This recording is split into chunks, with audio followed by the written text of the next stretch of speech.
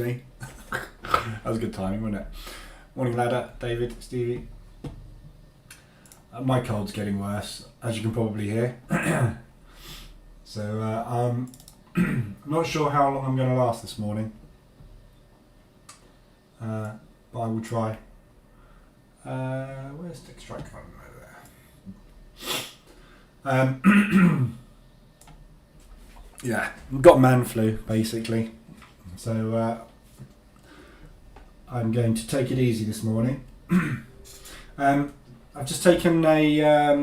I attempted on the other funded account. I attempted a long this morning.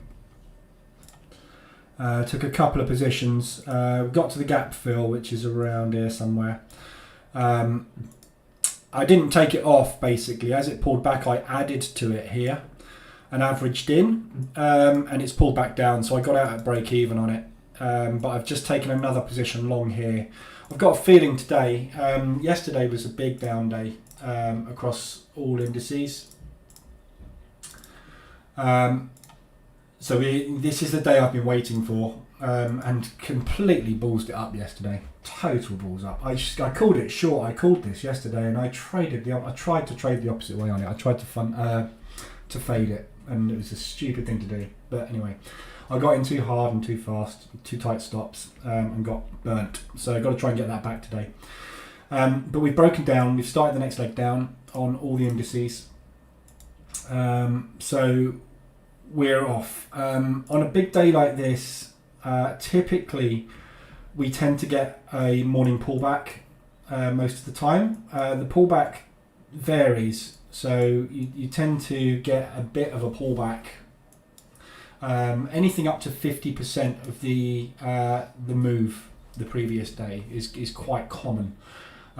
So that's basically what I'm looking for this morning. I'm looking for a pullback on the indices, and then to get in short later on when we see some signs of weakness coming in. So I've got this initial long on pre-market, and what I'm hoping for, I've got a nice wide stop on it below the lows. I'm hoping for a big push at the open basically. So that's the plan anyway. Obviously downside on it, there's loads of room. Whoops. Hold on. We've got loads of room to the downside on this, on the DAX, on everything. You know, this isn't finished, this bear market yet. The economies of the world are still stuffed. There's no signs of inflation stopping. Recession's on the cards, so it's all going to continue, I suspect, for quite a while at the moment.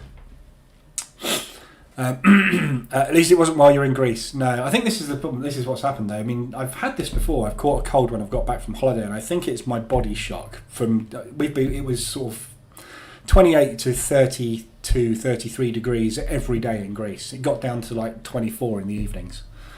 And then you live in that for a week, and then you land in the UK, and immediately as I get off the plane, it's like 12 degrees, and your body's like, what the hell? And I think you relax on holiday, and then you get back, and your body's got freezing cold temperatures where it's been used to hot temperatures for a week. And obviously the fact that I was stuck with 200 odd people on a tin can for 3 hours. There were babies puking. There was all sorts of stuff going on that plane. Highly likely it's a combination of the two. But yeah, it's gone from just feeling a bit fluey for a couple of days to the proper sore throat job now. I've done a COVID test, at least it's not that. So this morning you can see this better on the other indices. Last 2 hours of yesterday, we had a massive dump. I rode this on my other account on the Dow yesterday. I managed to get on that. I got 2.5k out of it, which was lovely. It was just a lucky trade. Lucky trade. I was targeting these lows. We got to these lows. It didn't give any signs of getting off. So I took half off there, let the half run down to there, and I just closed it out before I went to bed. It was beautiful. But what I'm looking for today is a fade of this, back up into these levels. And you'll see on all of the US indices, we've got exactly the same pattern. We've got that big drop, sell off, We've got this low here and the previous sort of lows somewhere around there. I think we're going to fade this today, and I think this is going to be the pullback drop that we're looking for today, hopefully. So that's the plan anyway. So I'm looking long this morning. Not sure how far we'll get, but the other option obviously is we just tank. Again, that happens. We tank for multiple days. Yeah, we got it here. Just like, but we had a little bit, you know, it has a bit of a push. We've had that already this morning, and then another dump. So one of those two things is going to happen. Obviously, it's going to go up or it's going to go down. We don't know which, but logic suggests that the vast majority of the time we get a pullback before a drop, but sometimes we just get the drop. So it'll either work or it won't. It's the best we can always hope for, obviously. So we'll see what happens, but that's the plan for the morning. So I've got the one position on ahead of the open. Market opens in 3 minutes, so I'm looking basically for that push. We either get it or we don't. Like I say, it's a speculative trade, and I will add to it as well.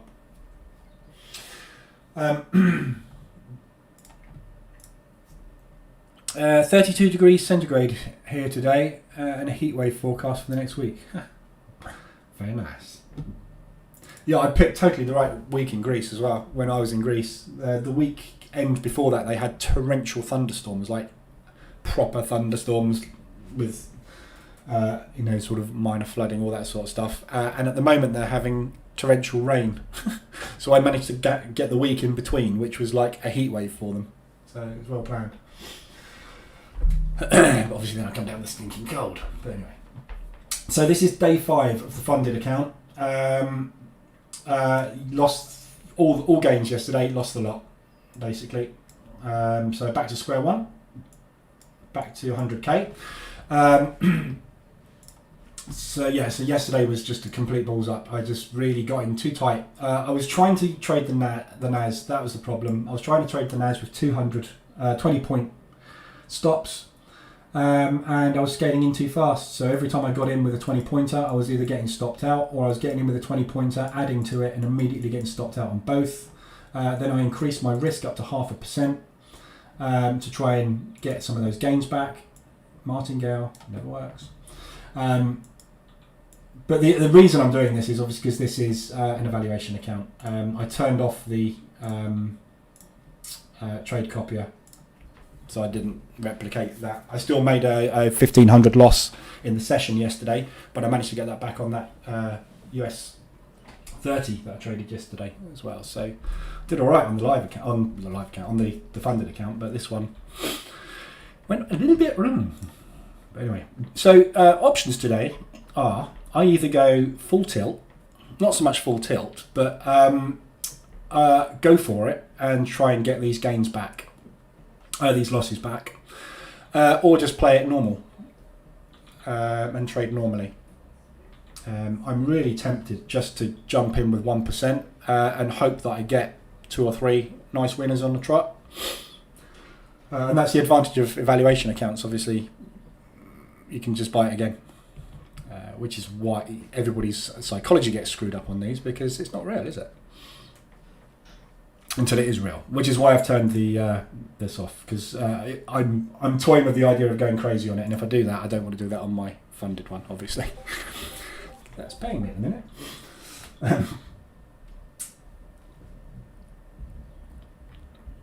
So we've got an initial push at the moment. We'll go through the FX pairs in a minute and have a look at what happened with the euro yesterday. Oh, I didn't cover the news this morning. We'll just let that run. How far is that position? Looks about 40 points or so, 30 points. Gonna add another one if we get a push. So news today, we've got the unemployment change and rate for the CAD at 130, and we've got CPI as well for the US dollar. So big news this afternoon ahead of the New York Open. Be aware of those. So we should get some decent movement off of the CAD and off of the US dollar this afternoon. Finally, we're waiting for that. But Not sure if it's going to be sustained. We'll probably get volatility, but whether or not they actually do a sustained move, I don't know, because next week we've got PPI and then we've got the Fed fund rate. So FOMC next week. So this will be a precursor to it, likely to want to move it somewhere before doing the opposite, and that we'll see this afternoon. But we should get some decent movement. Hi Lincoln, hi Proster. Overnight, the yen announced a few bits and pieces. PPI month on month was down, year on year was down, so negative yen. Again, that was as expected on the Chinese. You don't really pay any attention to the Chinese. And Germany, GDP expansion, which is good, positive for euro. So little bit of news overnight. Hasn't done an awful lot to the yen pairs, that negative news. We had a little bit of a drop on it, i.e. strength off of the yen, but it seems to have not really done a massive amount. So all these yens, if you've taken these on H4 reversal, mean reversions and reversal alerts, they're all still playing out, but it's paused again. This is what we keep seeing from the yen, don't we? We keep seeing these pauses and then it just goes crazy again. So I'm still not convinced on this yen. I still think we've probably got a little bit more wiggle room to the upside. We're not quite at 135 yet. We could hit this today. If we hit this today, I'm interested in that, but we'll see.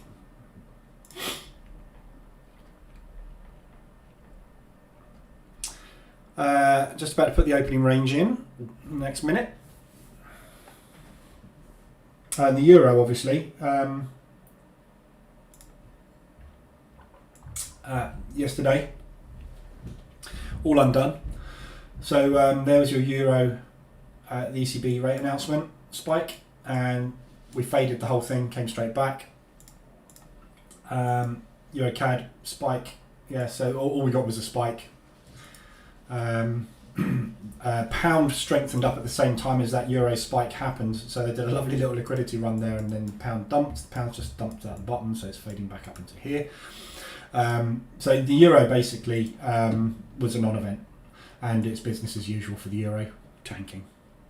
So and that's another reason I'm fairly bullish on the DAX this morning, because obviously when you get a euro weakness, you tend to get a bullish index.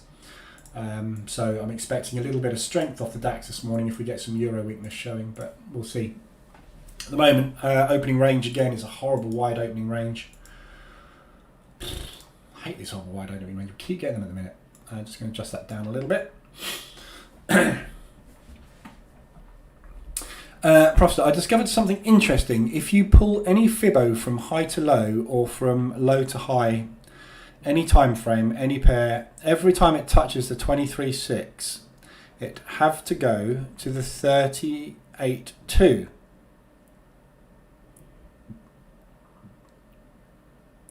Yeah, I guess, yeah, I mean, that's why we don't pay any attention to the 23.6, I think you'll find. You'll never hear me mention 23.6. In fact, I take it off.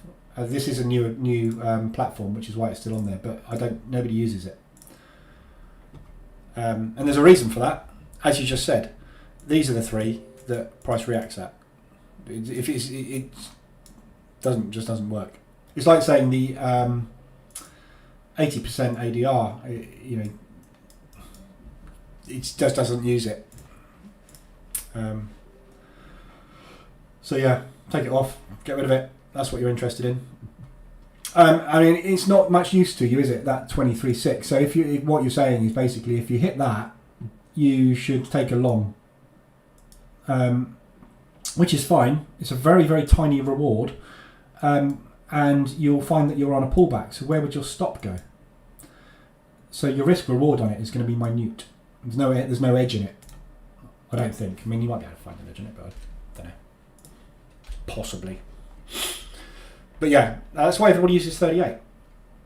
I think I've never seen any course any strategy, anything that's ever mentioned anything but the 38 to 79 ratios in fib. Harmonics they might play a bit more. Your Gartleys, your bats, you know, those sorts of patterns, they might have much more influence on those, I guess, because they're drawing more complex patterns. But I'm short at 134.30 on US dollar yen.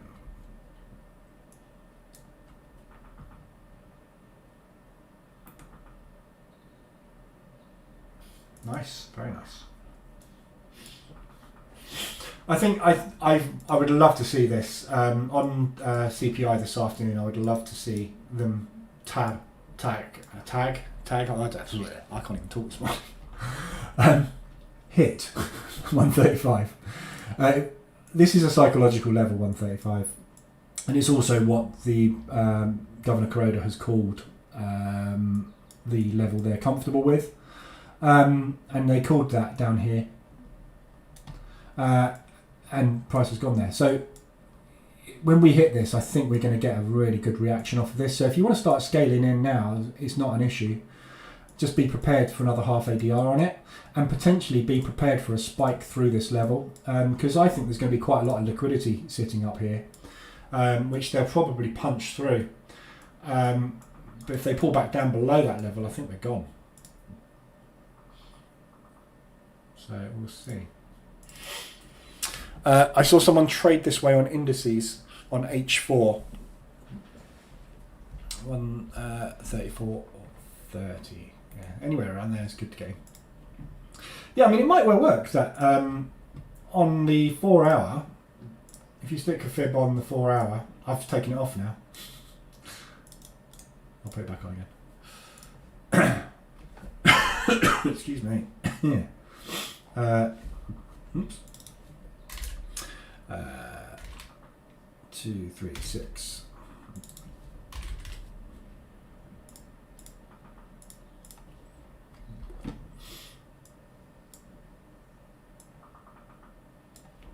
So yeah, on the 4 hour, I guess it's got some weight, isn't it? You got, so on the 4 hour, when you see it pulling back to 23.6, it's just how do you get into it? Do you just take a long there and hold on, or just going to get stopped out on this? Possibly stopped out on this initial.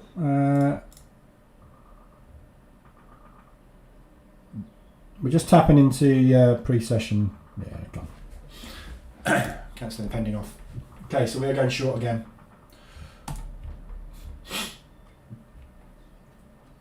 Short one.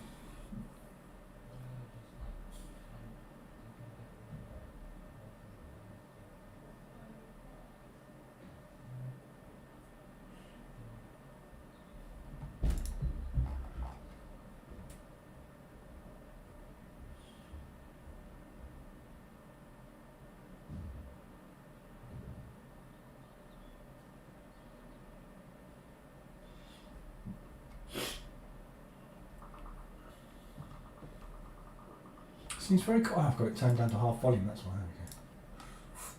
I was going to say the crickets are very quiet this morning. I had them turned down. Where you pulled the fib, stop loss under the low, what, under here? That's a negative risk reward though. I mean, it's fine as long as it works somewhere around 70-75% of the time. That will work. Because you've got negative risk reward, you need a good 60 to, you need it on that. Let's have a look.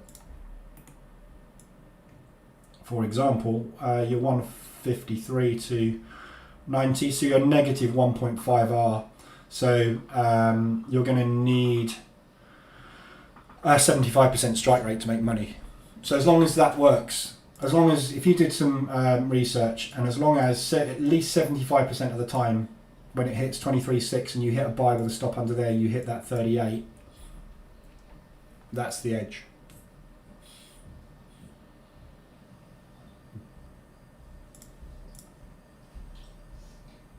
go do some research. It might work.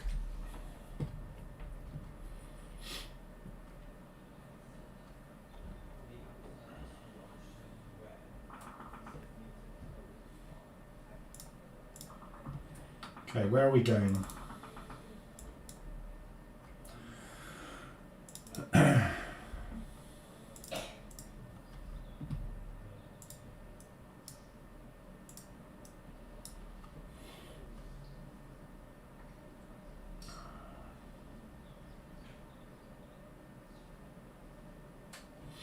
Okay, so if we're going short today and we're just going to dump again, target's going to be ADR basically, or potentially 139.76 as a strong support resistance.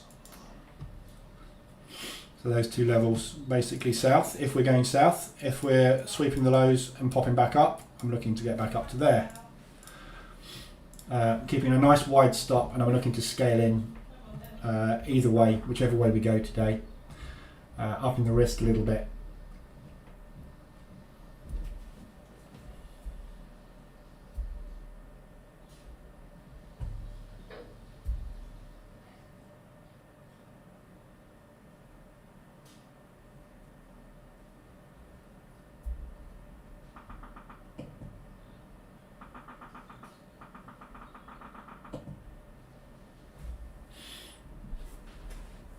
What's that level I've got marked up there?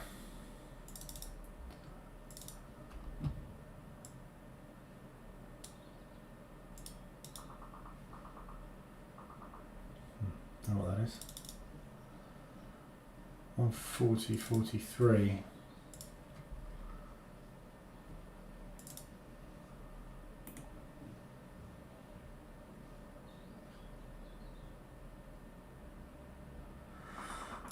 Yeah, this is this level here, which is, again, this level is quite strong.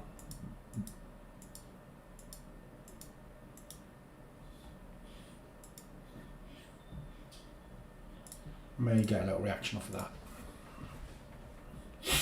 Looks like we are at the moment.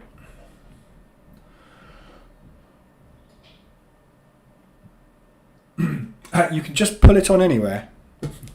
You can't just pull a fib on anywhere. The whole point of a fib is you've got to measure a move. The fib is for measuring a move. Yeah, so it's from the high of the move to the low of the move. Yeah, didn't work there, did it? At all. Look, went down, pulled back up to the 23, hit the 23 and tanked. That's a loss.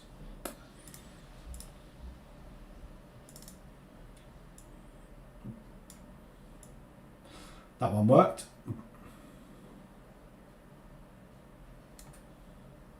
But again, you know, with fibs, you know, this one here, if you'd have measured that, that one failed as well. Yeah, it will fail all the time, because what you'll find is you'll be putting a fib on every move you see, and it's fine doing it in hindsight, but put it on the hard right edge now. Yeah, measuring this move today, you know, it doesn't work that way. Hindsight is really easy to find an edge. Identifying it at the hard right edge, 90% of people can't do that. That's the thing. That's just why everybody loses with systems and strategy that are good on paper, because where you give 10 people this chart and tell them to draw fibs on there, you'll get completely different fibs drawn on it. Because you will only draw it from there to there, whereas actually in real life you'd have drawn it there. Actually, you would have drawn it from that low and that high, because what you would have seen is price pulling back for 2 hours. Yeah, so what you would have done is gone, right, it's pulling back, I'll put a fib on that, it would have hit 23 and tanked, and you'd have lost. You would have won on the next one, but you will keep drawing fibs on every time you see a slight pullback in the market, which is going to destroy it. But try it. You've got to forward test everything you do strategy wise. If you come up with a new strategy, you've got to forward test it.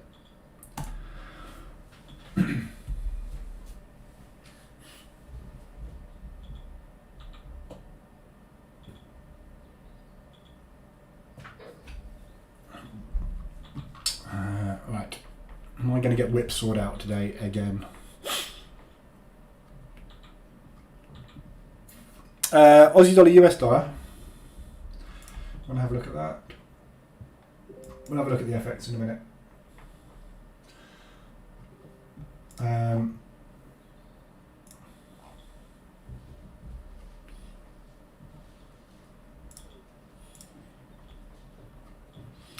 Yeah, it's pulling off nicely. Obviously, this afternoon you got US dollar news, so it's difficult. I think we're probably going to get a bit of strength off the US dollar this afternoon. So I think what we'll find is shorting it somewhere up there is probably a good idea, but difficult. Depends what time frame you're looking at. Reverse alert on the hourly. M5, you had a lovely trade this morning. But I would be overall short on that. But US dollar really a little bit undecided on direction on US dollar until we get FOMC out of the way next week. It's difficult to tell whether or not the US dollar is actually going to power up. It's certainly not doing it at the moment. So we've been sideways and we've just had that drop. US dollar strength caused by index weakness. So difficult. It's really difficult to tell at the moment with the US dollar.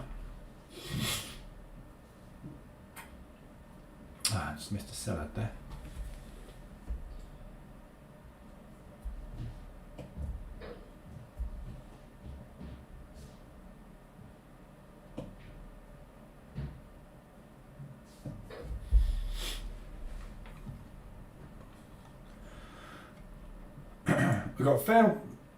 We've got a couple of really good drops today. At the moment, obviously, we're looking very, very bearish. We had a little bit of sustained buying coming in there, but the whole lot has just been rejected. We've still got a minute left on this candle, obviously, so we'll see where this one closes.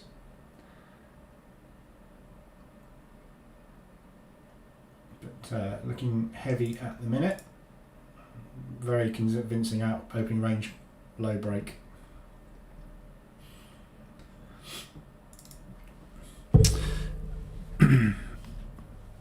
Morning, Alan. Morning, trending.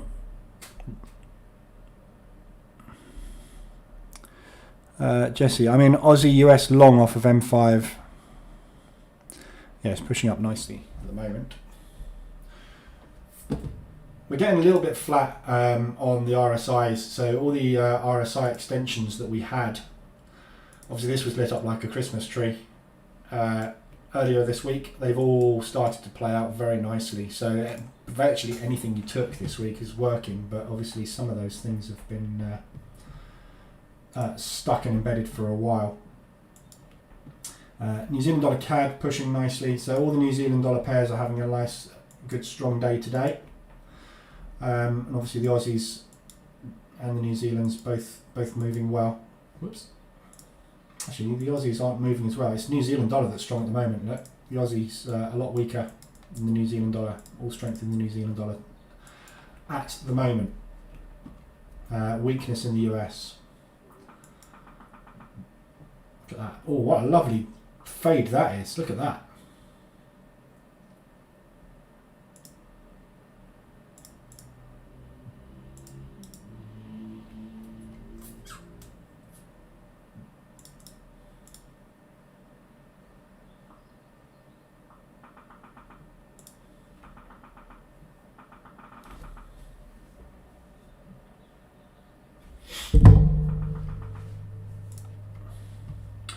In second short.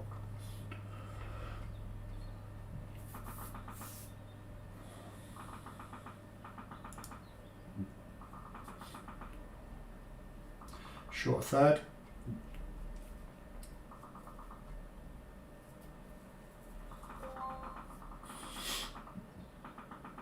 All indices very heavy this morning, all making new lows. Doesn't look like we're going to get that pullback. I think we probably had to pull back. That was it. So looking for this kind of move. So looking for a dump. We're certainly getting a dump anyway.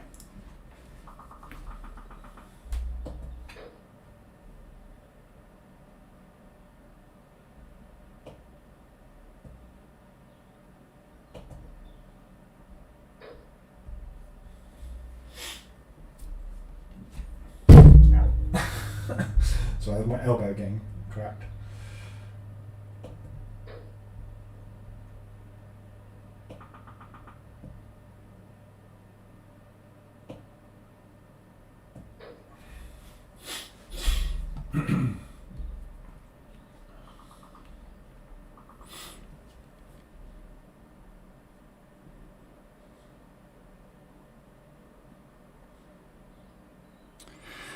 Seems like the end of the week is finally showing a bit of strength on the yen. Might short CAD yen today. ADR New Zealand dollar CAD, that's the first ADR hit today, I think. Yeah.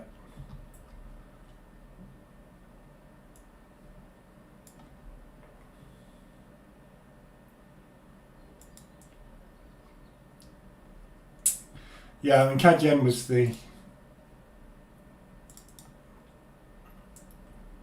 This thing's been tanking, obviously, for the last 24 hours. So it's difficult to tell what's going to happen with this yen. Really is. This could be it strengthening up. I just feel it's got a little bit more to go. We've had a little bit of negative news on the yen overnight. Although the market doesn't seem to be paying much attention at the minute. So go with what you feel. Take the short. Just be aware, obviously, if we break the highs on this, you're just going to look for another half an ADR to an ADR above. We can always scale in again. Same with the CAD yen.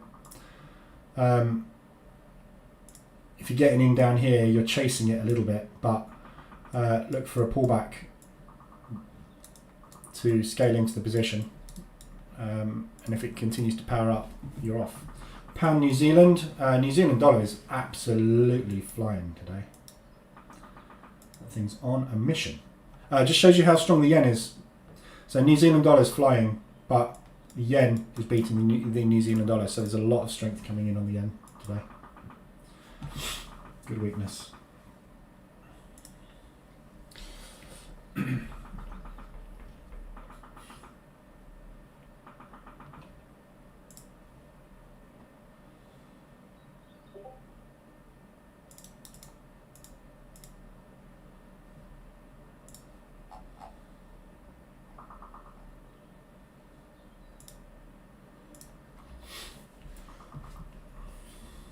Turning off my targets. I don't want to get out at 1.5%. I have got. I had this set up to exit at 1.5% automatically.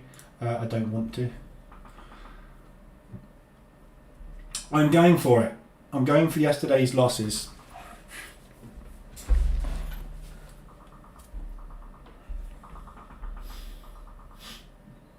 Woohoo! I'm just watching the P&L on my my funded account. Very happy. I'm going to take some of that off actually.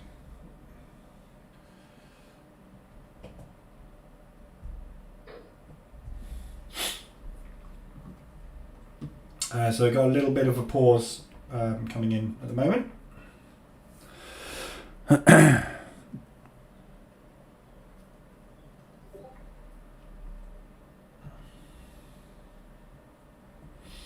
So nice gap back up to break even on this, so can withstand a very nice pullback. It's how far this is going to go now. Now we've got this initial momentum started, this breakout on the US indices finally happened. There is the potential, as I say, for this 50% pullback, which is basically a retest. Before the drop. So that's what I was kind of looking for this morning. But if we don't do it, it's very difficult to spot with the US indices where we would go to the downside. With the DAX, we've got a couple of levels which are fairly decent that we've tested previously. That's the main one, I think, ADR today.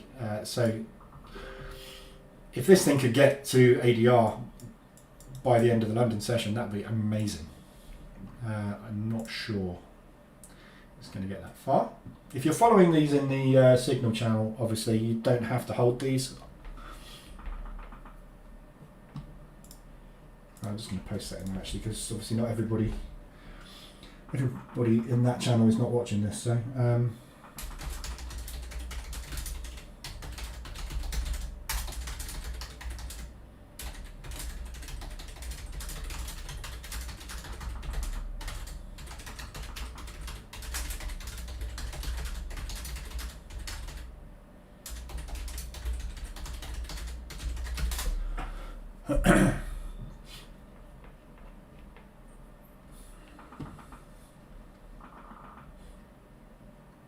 so I'm going to target one at those lows, just above.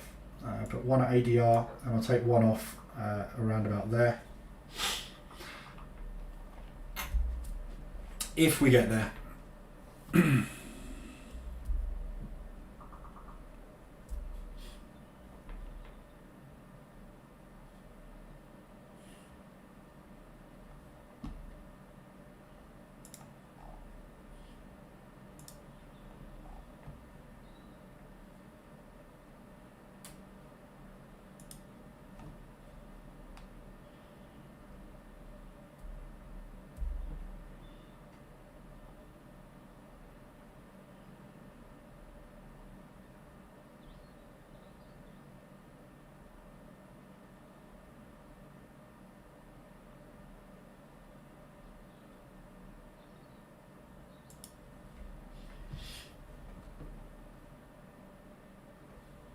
Okay, just going for a little bit of a pause at the minute. What's the signal channel? Is that paid group? No, it's just a another Telegram group I set up where all these trades are posted that I take on the funded account for scalping. If you go into the Telegram group, let me actually post a link in here now. I'm not advertising or anything. It's not. I mean, it's not paid or anything. It's just freebie. But I don't want to be a signal service. But I set it up just because some people that come into the live room, obviously, I take trades in the morning. And then I stop the live room with trades open, or I take other trades. So it's just so they can see what happens to the trades I take in the live room after the live room is complete. Purely because I've had some people, as you always get in this industry, saying, "Oh, you made a $600 loss, and then you came on the next day and said you'd made $1,800." Yeah, because I trade all day. That's my job. I can't be live 24/7. Sorry, I have a life as well. So I thought I'll set up a little group so that they can see every time I press a button. And so far I've had people moaning at me because they can't follow the trades. Learn to trade, for God's sake. What happens to me? Well, I've got a cold, right? Let's say you're living off of me. I've been running this signal service for 2 years, making you 10 grand a month. I get COVID, going to hospital for 2 months. What are you going to do? How are you going to pay your mortgage? You can't follow signal services. You cannot make a living off of signal services. You can't follow every trade. Doesn't work. There's no signal service in the world ever that has made people money. Just doesn't work. You can't follow the trades, yeah? So, really good example. There was 2 trades I took yesterday, or was it the day before? I can't remember. It was one of the days. 38-second trade time. By the time you've got that signal, looked at your chart, hit that button, got in, put your stop in place, put your TP in place. I've hit the exit button. You've now looked at Telegram and gone, oh, he's out of the trade. You've hit the exit button. You've made a loss. I made 20 points. You made -5. Yeah, it just doesn't work, signals. It's there really as a transparency thing. More than anything. But if I keep getting stick off of it, I'll just stop it. There's more to life. Gone very quiet. All the sellers have just stopped.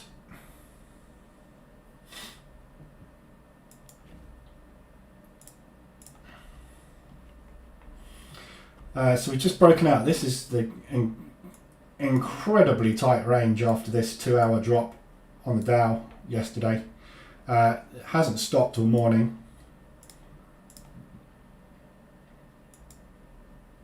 S&P, Nasdaq's actually just challenging lows. Nasdaq actually managed to make a little bit of ground. S&P's done the same as the Dow though, and the FTSE has. So we're making new lows across the board again. It just looks really bearish today. But I think we're probably going to get a pullback and retest, which will take me into DD on these. But I'm going to try and hold them. Actually, what I could do is take the profit on them and then try and get back in. But if it doesn't pull back, I'm not going to get back in, which is going to be annoying. Still got some sellers coming in though, so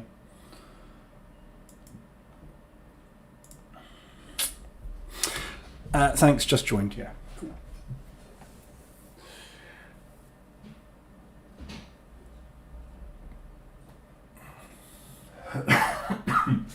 Excuse me.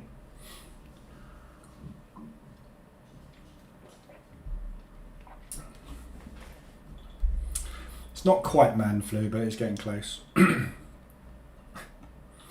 Some buyers coming in across the board now.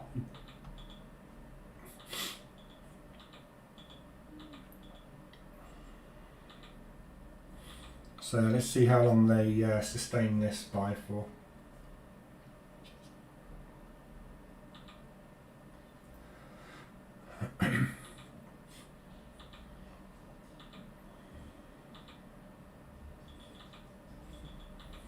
So looking for a pullback somewhere in that region, ideally up to there, but ultimate one bar pullback and drop, as we've seen quite a lot recently.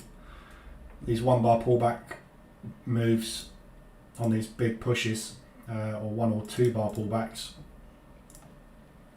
So just drop one bar, couple, one. That's what I want today. Solid trend session. That's what I'm looking for. So we just made a new high. But that was it for the buyers by the looks of things.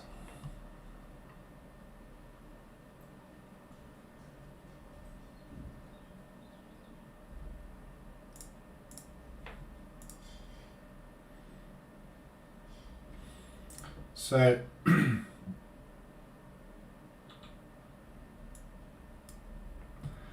see if we put in another new high. Yeah, so we've got another new high. So there's still some buyers in the market at the minute. Nowhere near the sustained buying that we've had on the other way. So looking good. Okay, I'm just going to hold these for the minute. Let's have a look at FX. So not a lot happening on the Forex side of things from an extension perspective now, because everything that we had extended on the RSIs has all started to play out very nicely. So all these massive RSI extensions like the Euro Yen 90%, etc. that we had, they've all reversed. So the mean reversions have all started to kick in on them. These Yens obviously were well overdue. So the drops have started, which is great. How long these are going to continue? Very difficult to tell on these. Every time on these Yens we've had some kind of pullback, we've got very little out of it. This is the largest pullback we've had on Euro Yen. Obviously this has all been starting to kick in off the back of the Euro news and around the ECB announcement. So the market's been waiting basically for something to kickstart it, and the ECB seems to have done that. And obviously we've got FOMC next week, so hopefully we'll start to get some proper profit take moves and pushes and pulls kicking back in, which has been severely lacking of late. So continuation push down is on the cards for all of these Yens. Most of them have tapped into something that you can easily identify as a support, which is obviously what normally happens. We get to a level and everybody goes, this could be it, I'll take my profit, so therefore it starts to bounce, and then people start to buy it because they think this is a pullback on the long.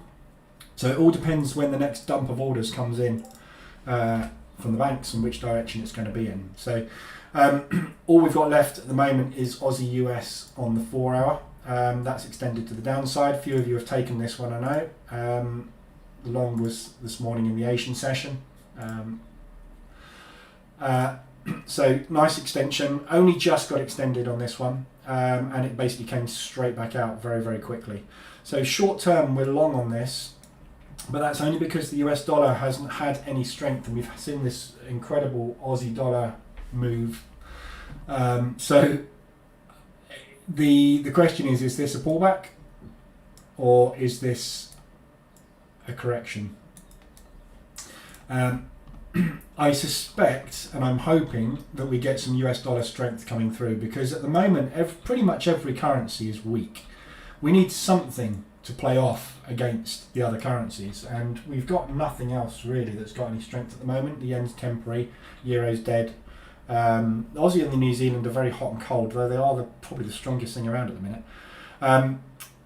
So I'm hoping FOMC and the Fed are going to give the US dollar a kick next week. So I would be looking for shorts on it, but short term, obviously, this is a long. You missed it if you didn't get in Asia, which if you were asleep, you wouldn't have got in. So that's going off very nicely. I'll be looking around ADR today when you get to there for some kind of bounce. It's just coming up to fill this propulsion gap. This isn't really a very good propulsion gap, though. It's not much of an accumulation. It's not even an accumulation, so this isn't really a gap. Propulsion gaps basically. Ideally, you want to look for the ones that do that, where you've got an accumulation before. So this is a big strong move, but it's just a pullback push type move. So I would be looking for somewhere around there up at ADR today. If we get up there, that's where I'll probably look at exiting that one long. US dollar CAD, nicely extended. This is one I just looked at and I said, wow, that looks like a lovely drop. Hourly, we had obviously the US dollar does the inverse most of the time to the indices. The indices all collapsed yesterday, the US dollar pumped. So we're seeing a collapse on the US dollar, on the indices at the moment, although saying that they're doing a massive pullback at the minute. If we're going to continue to get that drop on the indices, potentially we could see this continuing to go. If it does, we're looking ADR really for the next level of resistance on this. So somewhere in that zone there, we will find a little bit of resistance. So 100 to 125 ADR. So if these indices today do that, and then we get a new low and we continue down, we'll probably get a bit of a push up there. Either way, if you're getting short now, that's fine. Getting with a second position up there and just wait for that pullback. This is a whacking great gap. Let's take that off. So you got whacking great propulsion gap. It's just, yeah, it needs to come back and correct something in there. Same as this, just needs to come back and correct it. So yeah, it looks really good for shorts. We've had a reversal alert on the hourly. M15, you had one in Asia, same as M5 in Asia. Basically, yeah, looks good for a short. But short-term short, I think US dollar long overall. US dollar yen, again, that 135 level is what I'm waiting for. If it doesn't get it, you don't get it. This thing could come down, but again, this is another reason I think we might get a bit of US dollar strength this afternoon off of CPI. So bear in mind, anything you've got running with the US dollar at the moment, you are at the mercy, and the CAD, you're at the mercy of the news at 130. This is either going to pump or it's going to dump the US dollar. Don't know which, so just be aware of it. And obviously if you're trading indices, be aware of this afternoon, because it's going to move all indices. CPI for the US is one of the most powerful news events a lot of the time in the PPI. So obviously this is a direct indicator of inflation, consumer price index. So it's the Fed pays attention to this, so do the analysts. So that's why we tend to get a decent move off of it. Stevie, just to let you know, I have officially just doubled my live account using my techniques. Oh, well done. Feeling awesome. Just closed the US dollar yen for 4.76%. Yeah, but you are getting in a bit tight on some of those. I have to say some of them are lucky. But hey, half of this game is luck. If you get in at the right time and it goes the right way. Yeah, that's what it's all about. It's hitting the button, getting in and managing it. Trading's about managing your trades. It's not about entering trades. Everybody focuses on timing, and timing is the thing that you cannot get. You cannot time the market. You are not in control of time.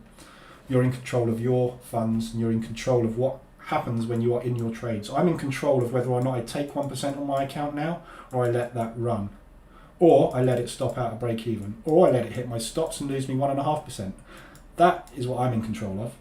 I have no control over whether or not the market dumps now or pumps. And I have no control over when I hit the buttons. I do have control over when I hit the buttons. But I'm not worried about when I hit the buttons. Because, you can't. There's no point. Get in. It's going to go one way or the other. You just got to manage it. And you're managing your trades fairly well. You're holding them longer as well, Stevie, than most. Most people are getting out with 0.5 to 1% on their positions. So you're doing well holding. Very well. And doubled your account, which is fantastic.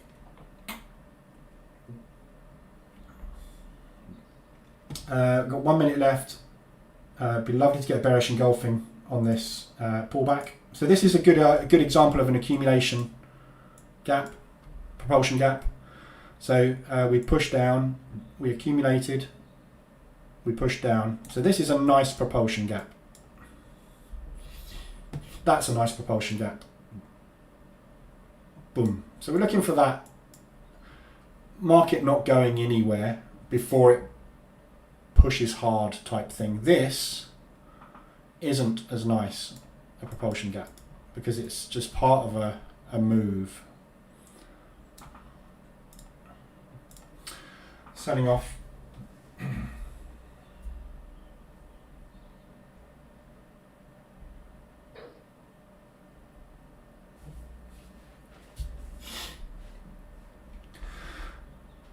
Jesse just closed Aussie dollar US dollar long on M5. Cool. Yeah, I think you're right closing that. I think it's got further to go, but if you've got what you want, job done. So that's the 4 hours. We've got hourlies, it's New Zealand CAD and US CAD. US CAD we've covered, New Zealand CAD, that's the one that's hit ADR. Oh no, it hasn't. I'm on New Zealand US, that's why. New Zealand CAD. So that's one that's at ADR as well. So really strong push off the New Zealand dollar. We've got Canadian dollar news this afternoon. Canada are just doing really well. So I wouldn't be surprised to see unemployment come out positive for the Canadians. If that happens, you're going to get some strength in the CAD. Whether the CAD strength is stronger than the New Zealand strength and whether that New Zealand strength is still there at 1:30 this afternoon, don't know.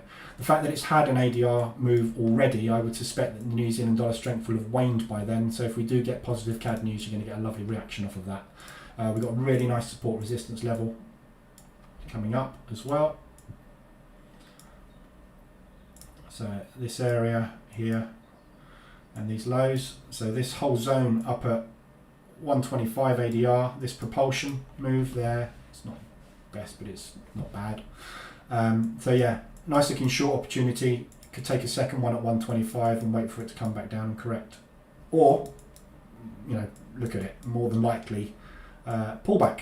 Let's put our fib on and see if we've got a 50% retracement. So it's a 50 to 61, which is a deep pullback. Which is great. What we were talking about earlier with the fib, you would have put your fib on there because you'd have seen this pulling back. That one wouldn't have quite hit your target. You wouldn't have put it there. You definitely would have put it there on that move because it started to pull back nicely. Hit the 23, didn't hit the 38. This one, you would have put it on, and we would have seen an entry there and an exit there. So 2 losers, 1 winner.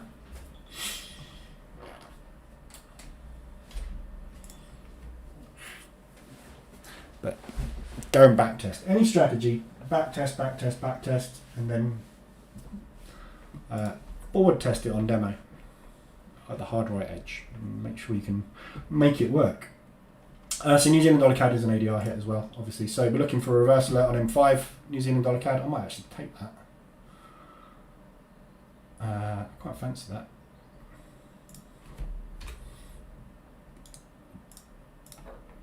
I'm going in hard and heavy today.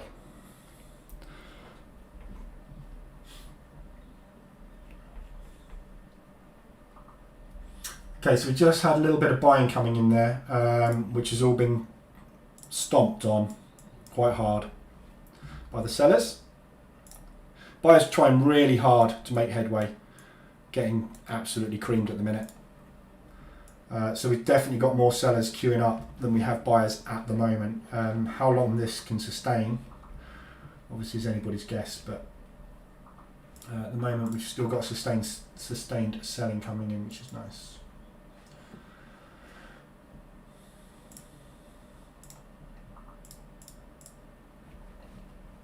So this 139.76 is the first level I'm looking for, which we haven't got to yet. We're struggling to get to at the moment.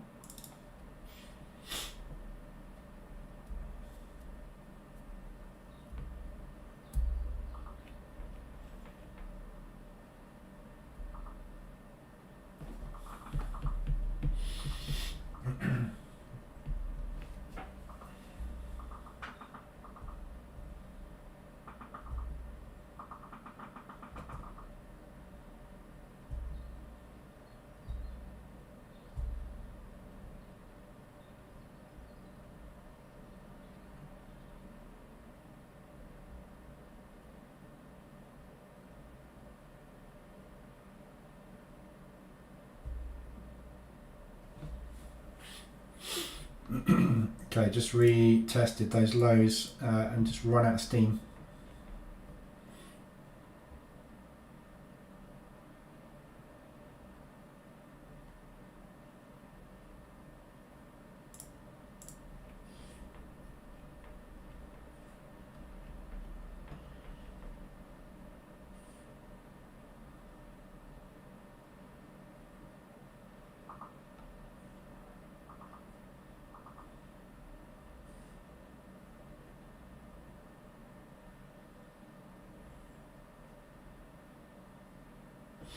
So looking at the other indices, these are we're all playing out the very, very similar pattern. We need this low broken on all of these. As soon as if we can get this low broken, we should get some really good moves back to the downside again. We are struggling a little bit now.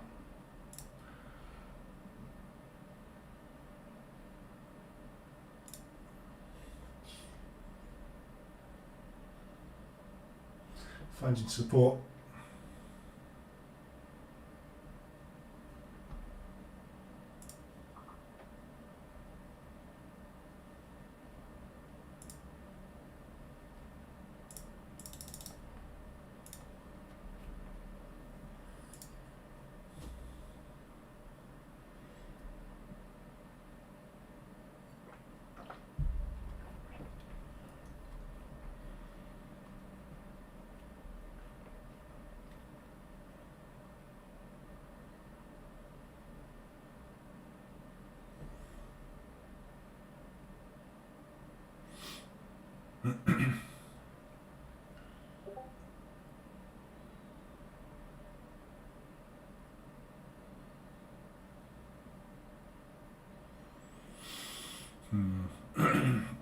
Nasdaq and the S&P, the ones that are worrying me at the moment. Nasdaq rejecting these lows. S&P is also rejecting the lows.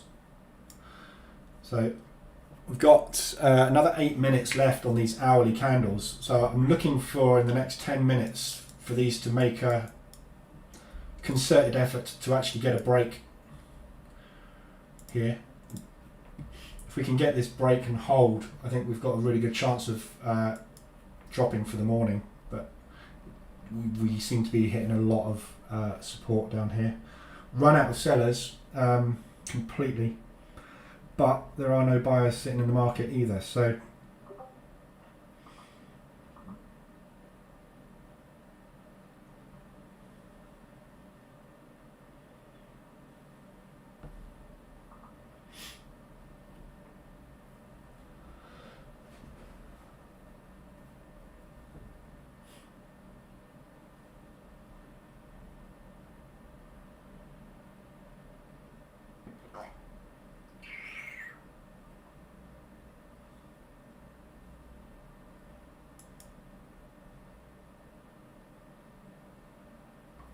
come on, let's just pop these lows.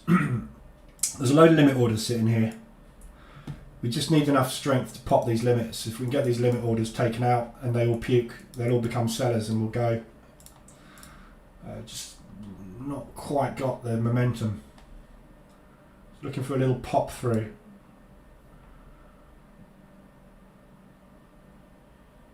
Maybe if I draw a weight on it.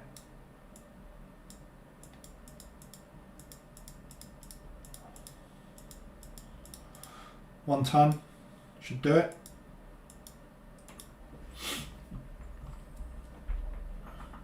There we go. It's not really a pop, is it? No.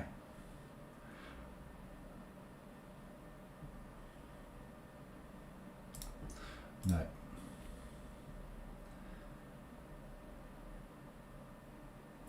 Got 50 seconds left on this candle. I'm just going to wait for this candle to paint. And then I might close these out. This is the end of the hourly candle. We've run out of sellers, I think.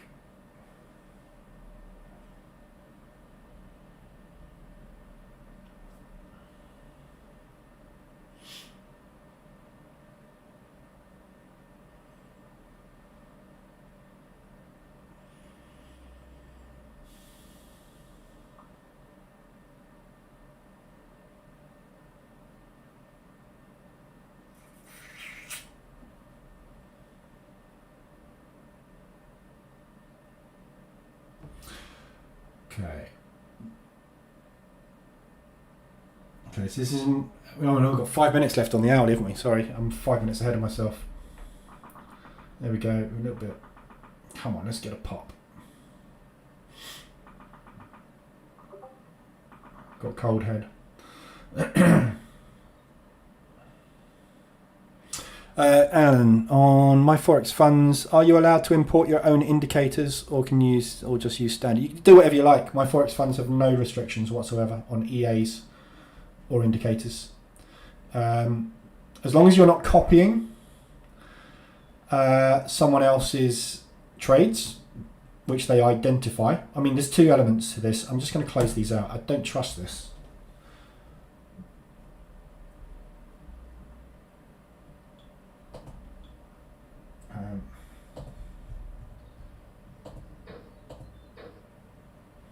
So 1 second.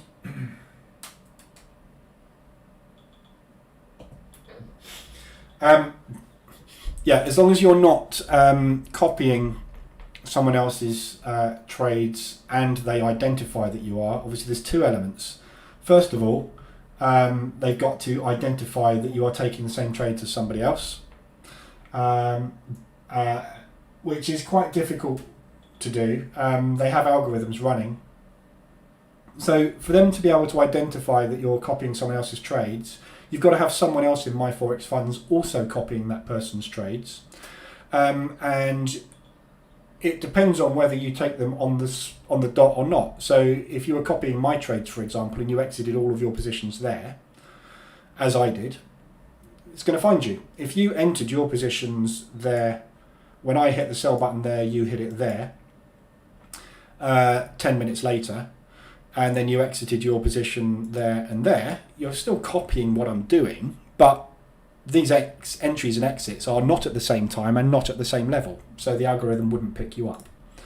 So you can do that. If you're using commercial EAs, you can't use commercial EAs basically. It's got to be a proprietary EA that you've built. But things like this that I'm using is fine, because this is just automating entries. If I was using an automated EA, and I built this, of course, I can show them the source code and look, this is mine. But it's not a problem using this, because this is just an entry tool. It's not trading for you. What they're interested in is you trading. They're interested in you as a trader. They want to see you able to make money, and that's really all they are interested in. New Zealand dollar CAD, I've just got triggered into that short, by the way.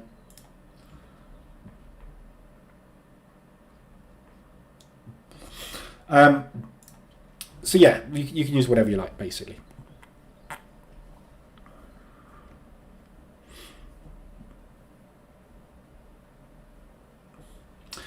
Indicators basically indicators just show you stuff on the chart. So it's EAs they have a problem with.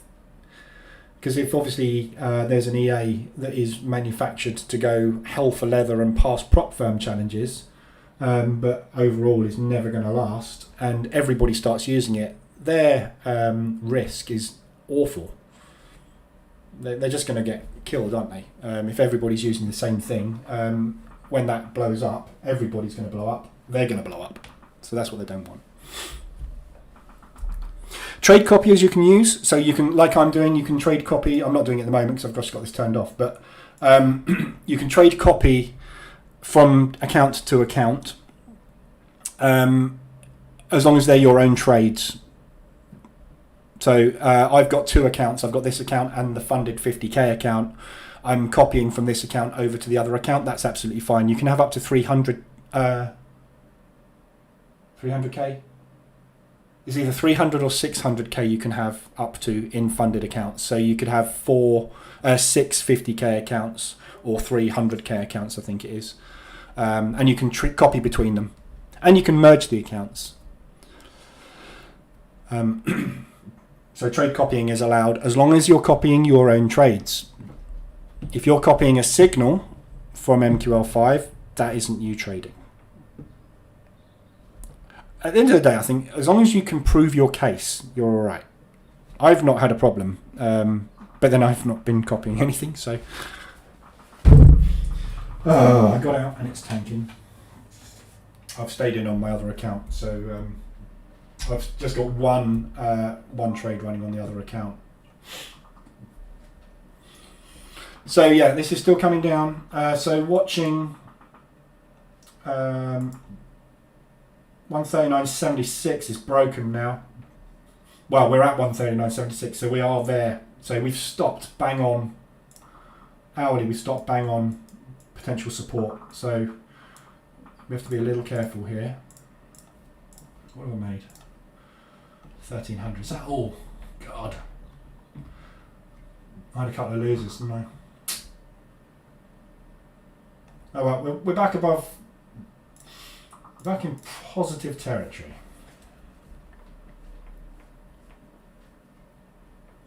New Zealand dollar CAD ADR reached the spot. Yeah.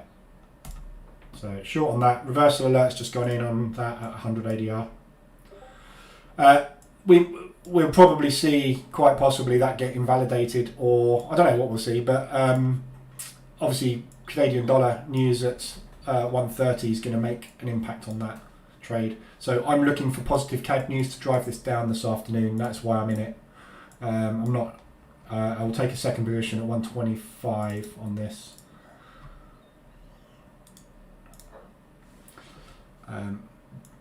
I'll be out. I'll be out up there.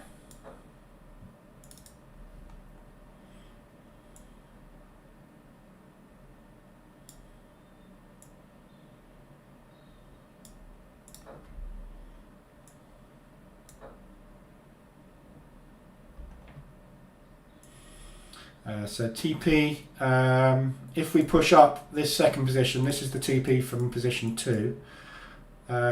If I get position 2 on, I'll take that off at the high there. Position 1 TP, I will pop down at the support rectangle. So it's basically it's a 1-to-1 short. What happened yesterday? Yesterday I was up $800 at the end of the stream. I came on and tried to trade the news yesterday. Didn't lose anything, didn't make anything. So just had a sort of a break-even part of the session. And then in the afternoon, as we tanked, I tried to mean revert this move and I failed. But the problem wasn't so much the idea. Actually, I was on the Nasdaq, I was doing it. The problem wasn't really the idea of mean reverting it. The problem was I was getting in way too tight. So I was getting, I only had 20 point stops on. So I was getting stopped out and then I was getting back in again. Then I was getting stopped out and then I would get in, add to because it looked like it was going my way and then get stopped out. I upped my risk from 0.25% to 0.5% towards the end. And that two lost trades there cost me 1%. So I got to the point where I had to stop trading. So yeah, the idea, would have lost me money. That I don't have a problem with. The problem I have with the way I traded yesterday was I allowed myself to get cross with the market and scaled in too hard and too fast. Happens. We had a bit of a discussion about it in the Telegram group. It's bad habits. And no matter how much you try and how long you trade, those bad habits are ingrained into your being. You're human. We all have emotions. We all have.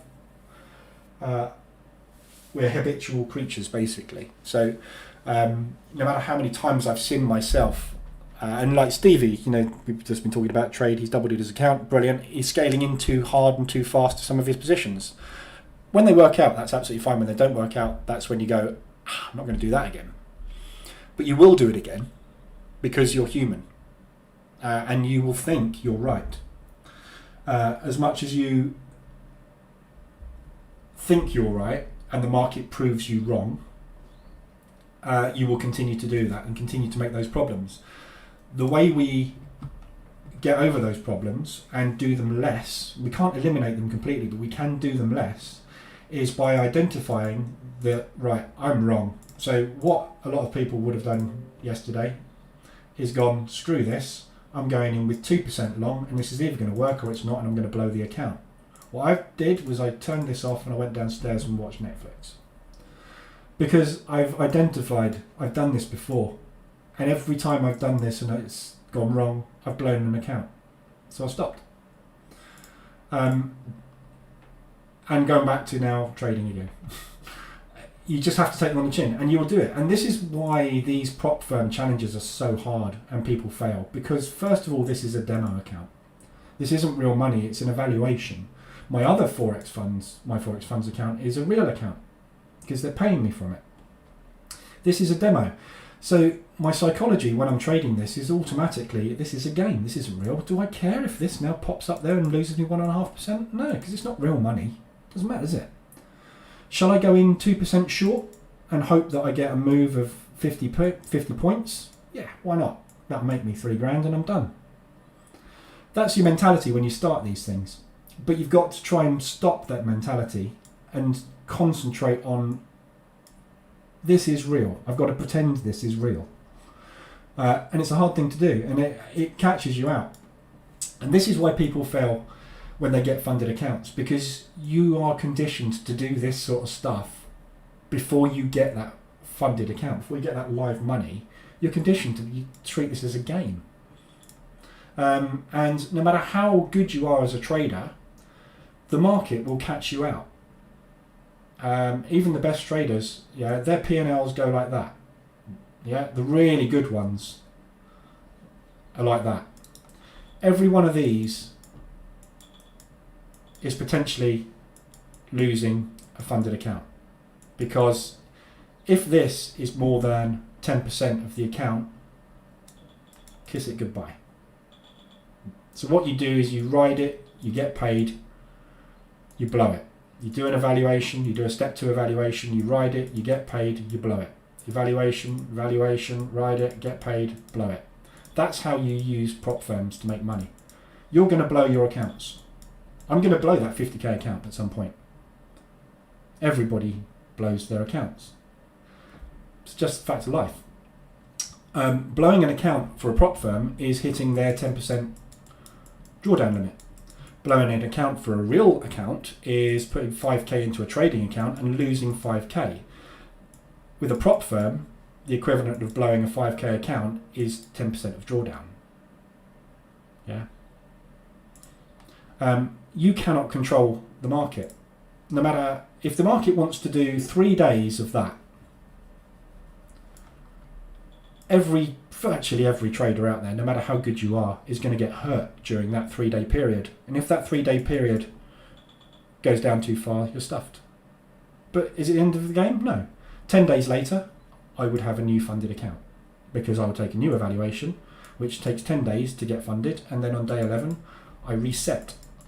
I trade for a month, I get paid 10k, 15k, whatever it is.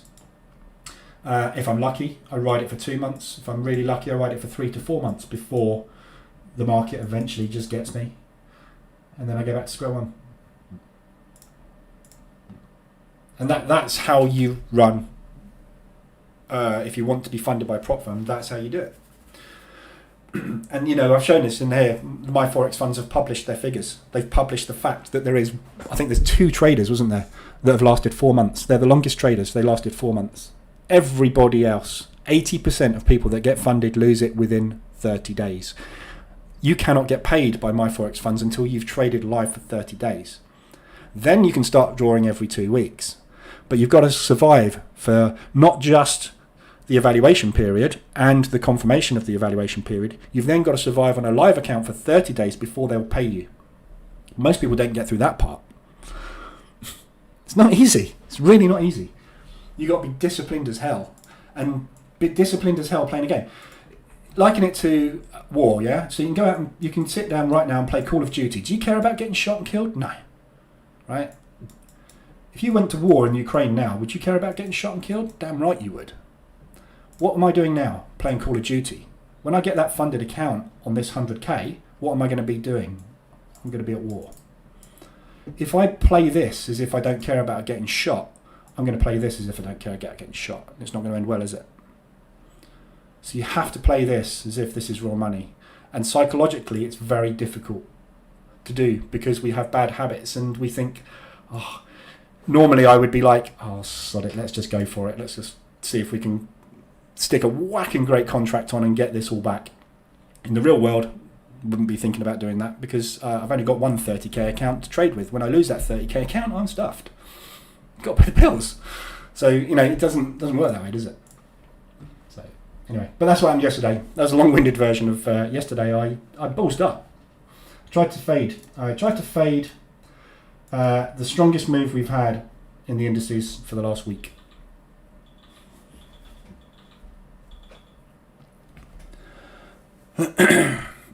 But quite a lot of people, a lot of the traders I know also got stuffed yesterday. A couple of them caught it and held it, but most of them did exactly what I did and tried to scalp the reversion, and we didn't get one because we weren't expecting it. But hey. Yesterday I got a losing day too, got frustrated after silly loss, ended up -1.5.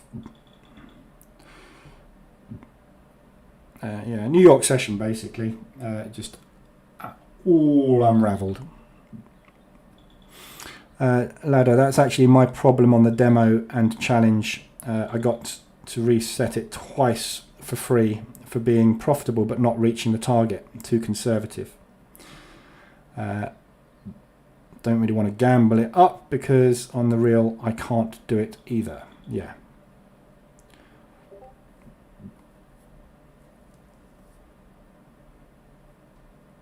Imagine giving a trader a real account, but you say it's a demo account. Do your thing. He will profit. He won't profit though, will he? This is the thing. You won't, because you'll take trades. You'll take stupid trades basically, and you'll get hammered. You'll get absolutely hammered.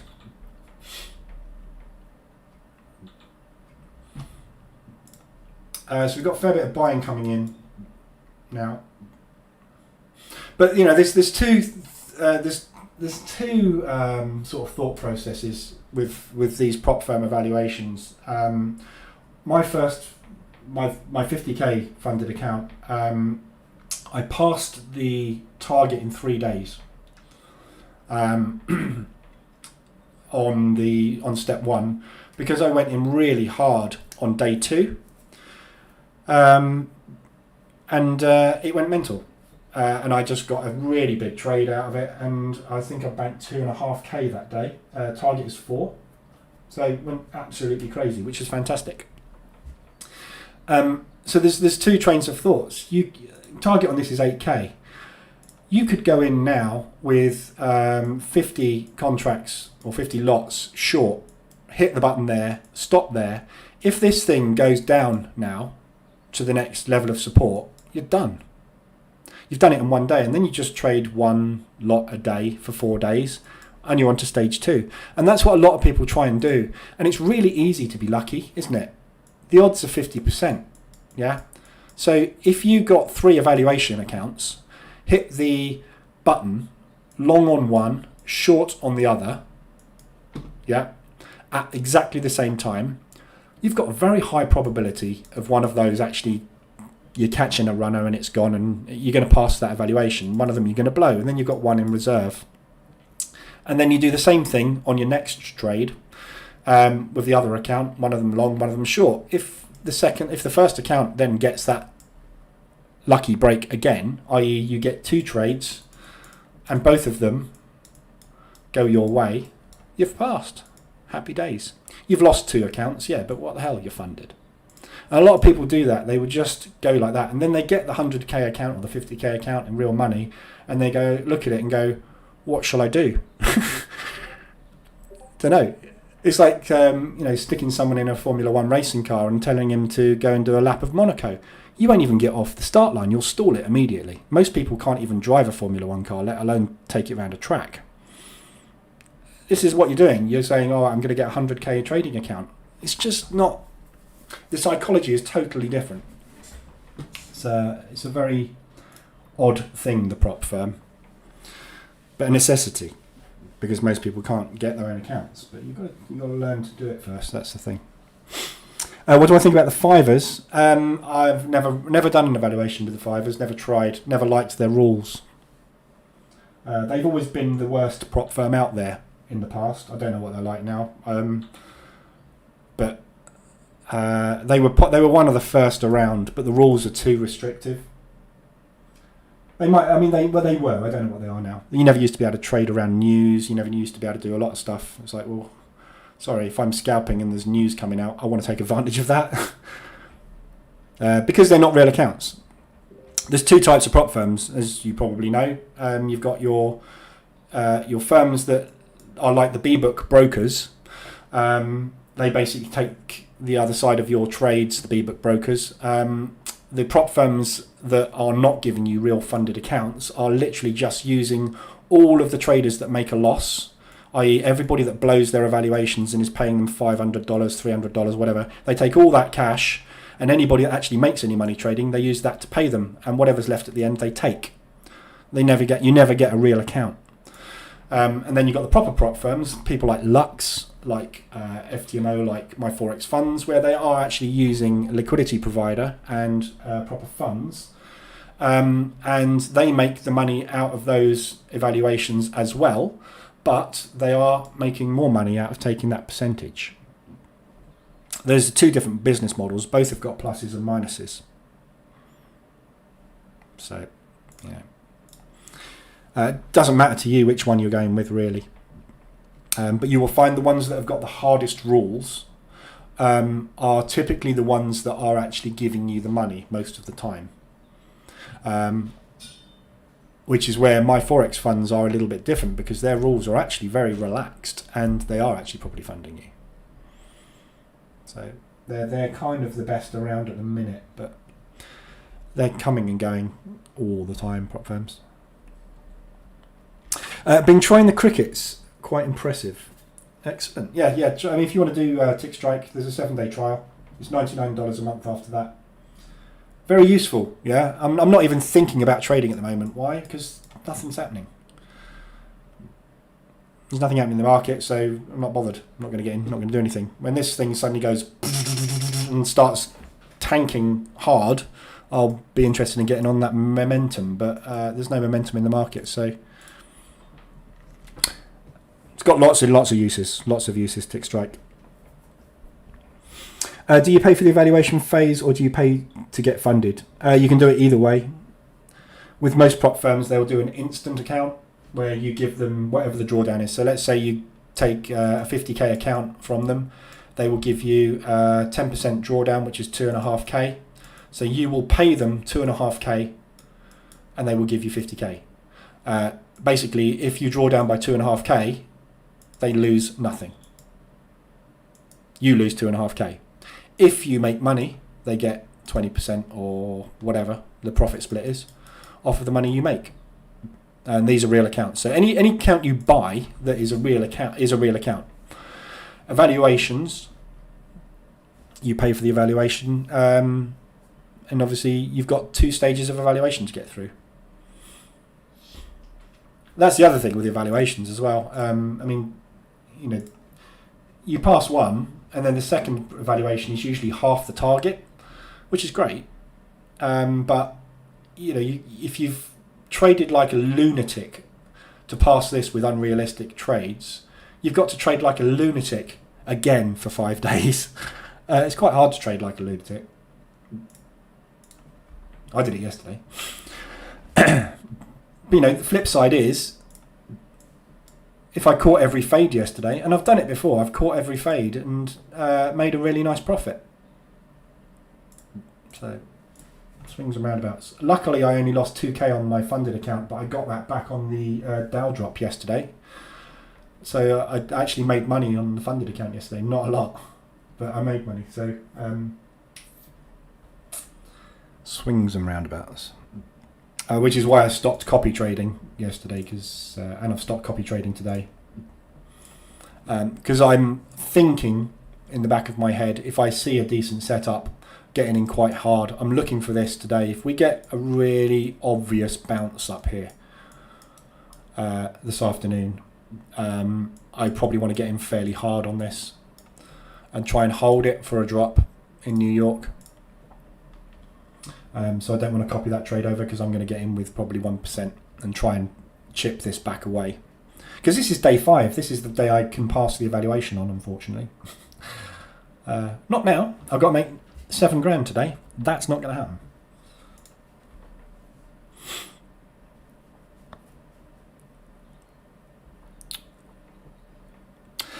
Yeah, that's survivorship bias. Only those that have gone lucky on an over-leveraged trade come back to social media to gloat.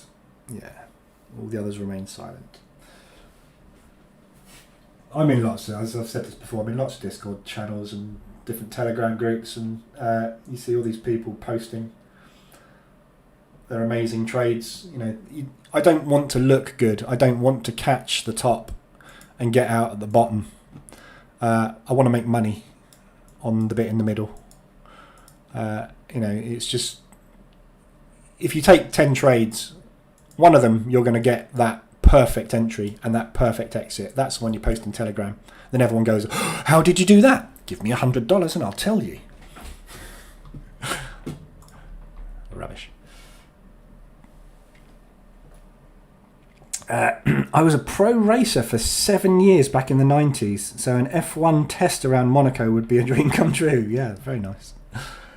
I'd rather do an F1 test anywhere but Monaco, because I'd be scared to death of crashing into a wall. Give me a nice wide track with lots of runoffs. That's much more my style. especially if I'm getting in an F1 car for the first time. Broster, I can't use their prop firm because they are from Israel. You're from Israel. You can have crickets for life for $9.99. Yeah, I mean, I'm planning on stopping scalping at some point, so I'm using them while I'm scalping. But if I'm not scalping, I won't be using these. I'm going to go back to position trading because that's how I've made my money for the last few years, and I'm happy with it. I'm only doing this at the moment because the Forex market and the economy's in such a mess. I'm struggling to find bias, which is my problem.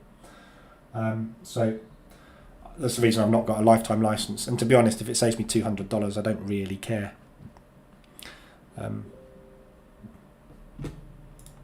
I'll give them an extra $200 because it's good software.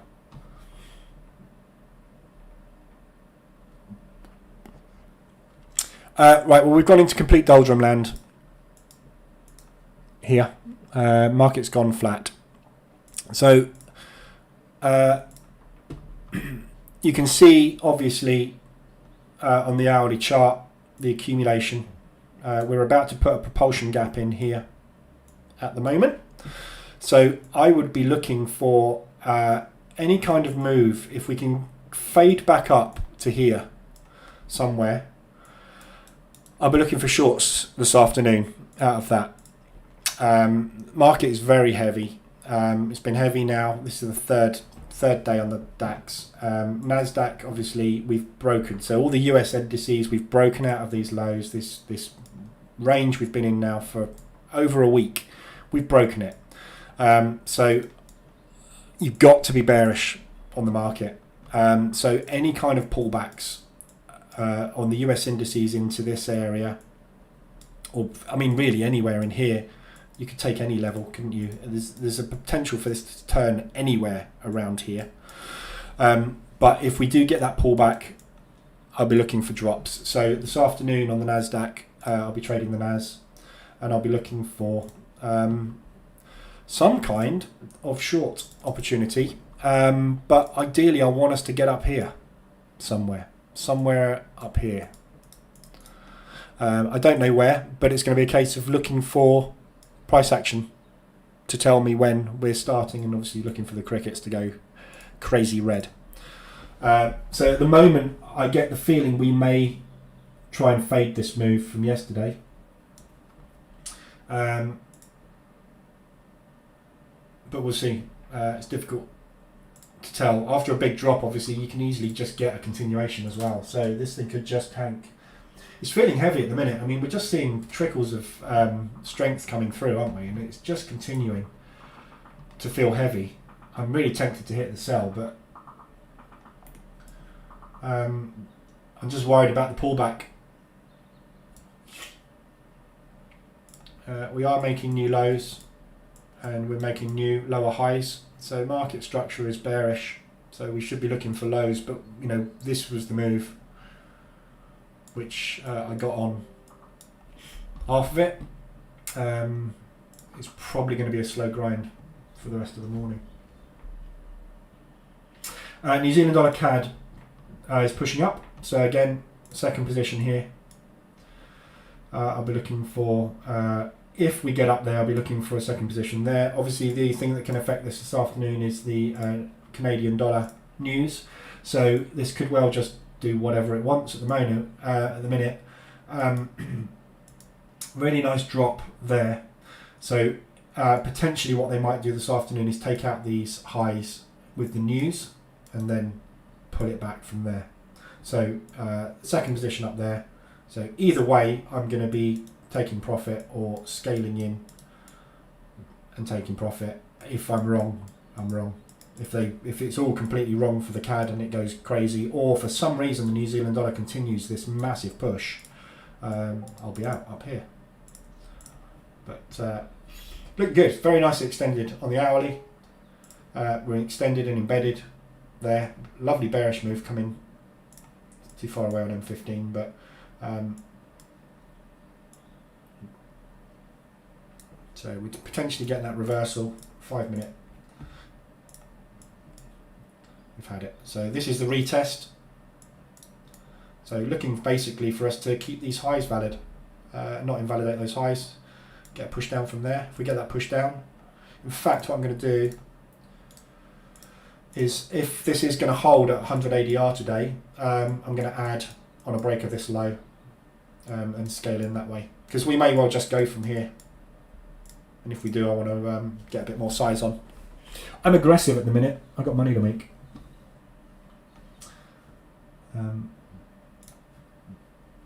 Need to get some back. Right, that's it for today. Oh, actually, no, I've taken those trades. This trade's been taken on my on the funded account, actually. So this is an on-evaluation. Should I put this on evaluation as well? Why not?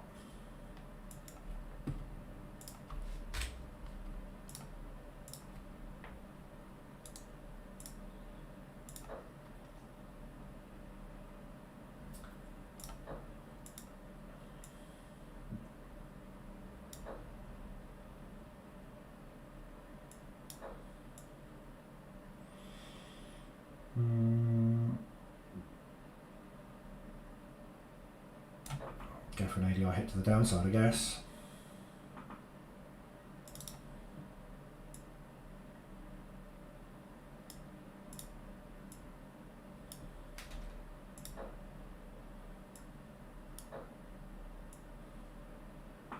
That'd be 2k if that plays out on the Canadian news. We'll see. Right, pushing down again. I'm going to call it a day there at the moment. I'll be back on Monday at 7:50. We've got the news this afternoon, need to be aware of, obviously CPI. So US, if you've got any US trades on or any CAD trades on, just keep an eye close at that sort of time, either for additional entries or for profit taking. We should get some decent movement off of the US dollar. This is ahead of the US Open as well, so we'll probably find the indices get a bit of a kick out of that before the US Open. So the US Open today might be quite difficult to trade. What I would like to see is weakness in the US dollar off of the news, which gives the US indices a chance to push up, which will mean that the US indices are doing that pullback, ready for that short.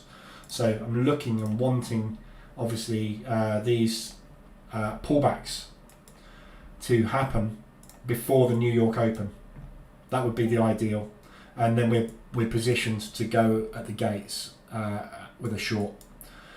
So obviously if we get US dollar pushing hard off of, if we get US dollar dropping off of the news, the indices should get a little bit of a rally. And then obviously US dollar to push when the New York market opens and then the indices come down. That's my plan. That's what I'm looking to happen. We will see. Okay, so have a good weekend, everybody. I'll be back on Monday, and I've got to shoot out as well this morning, so I won't be trading any more this morning, apart from what I've got on. But I will be back hopefully in time for the New York Open, and I'll do some more then. But there's nothing much else on FX to look at the moment. And next week, obviously, is FOMC. So big week next week. We've got retail sales, we've got PPI, we've got FOMC, we've got unemployment for the Aussie, we've got the rates for the pound. It's just murder next week. It's going to be volatile as you like. So really good week for scalping and for Forex, hopefully next week. But yeah, a bit of a quiet one, apart from the Aussie rates this week. So, all right. So anything else? September rates will be at least 25, but could be 50. Just before I go, there was a lot of talk about a rate increase in July. They seem to be just talking about September and October now, and speculating on the September and October rates. So whether that means that July is now in stone and we're definitely doing the July increase, or whether they may wait until September, I don't know. It's interesting. I've heard nothing more mentioned about July at all by the ECB. Nothing yesterday at all either. So if that's the case, we should hopefully see weakness in the euro continue. But we'll see. But yeah, it's just interesting they're not talking about July anymore. Right, have a good one, guys. I'll be in the Telegram group if you need me. Obviously, any trades that I do take, will be in the channel anyway. So I'll be back Monday, 7:50 usual time. Have a good one. I'll see you then.